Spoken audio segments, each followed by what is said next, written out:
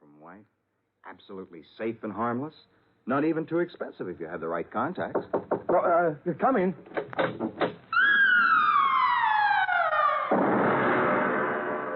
Mr. Faircloth? Yes. I'm Jerry Lamont, your new secretary.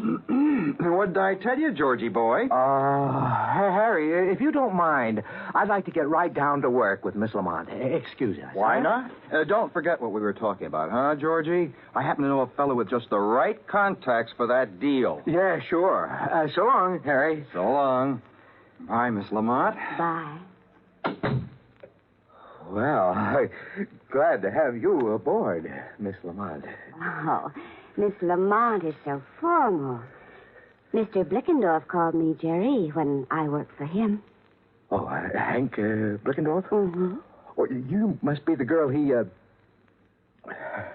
You must have accompanied him on his business trip to Rio. Yes. Well, he spoke very highly of you. Ah. I'm sure we'll get along just fine. Well, I feel the same way. I prefer working for a younger man than Mr. Blickendorf, anyway.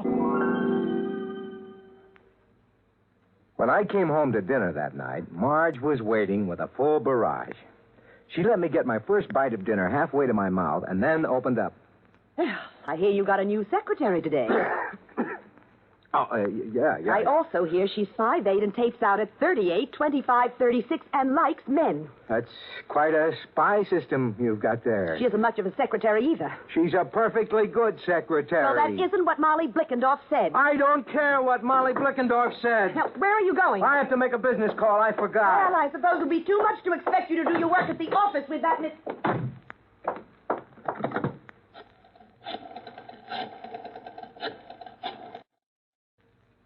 Harry? George Faircloth. Listen, Harry, you know that conversation we had this afternoon? Could you put me in touch with your friend? Yes, as soon as possible.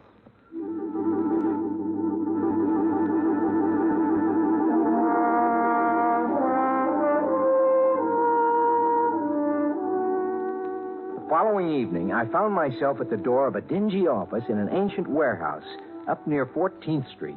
A little rodent of a man answered. Yes, brother? I'm George Faircloth. Harry sent me. Oh, yes. Step inside, brother. I've been told you can supply me with... Yes, brother. It might be possible. We get quite a few busy executives who are in a hurry. Can't be bothered with licensing a utility prime. Mister, if I wanted an ordinary utility prime, I wouldn't have hiked up here. I'd have picked up the phone and ordered it. I want a super deluxe ego prime with all the circuits open. In short, a carbon copy of me, George Faircloth. Well, just step back here, brother. Fine. These domestic situations can be awkward. You understand, if the feds find out about this, you're in as much trouble as we are. I'm more worried about my wife finding out. Ease your mind, brother. We've never had one yet. Except for that little shut-off control in the hair behind the ear, these ego primes are identical with living humans. Now, if you'll just step back into the lab and take your clothes off, we'll start.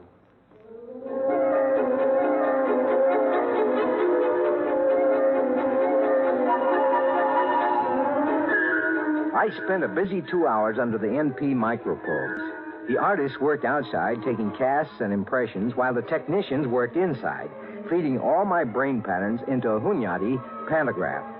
I came out of it pretty woozy, but a shot of Happy O fixed that.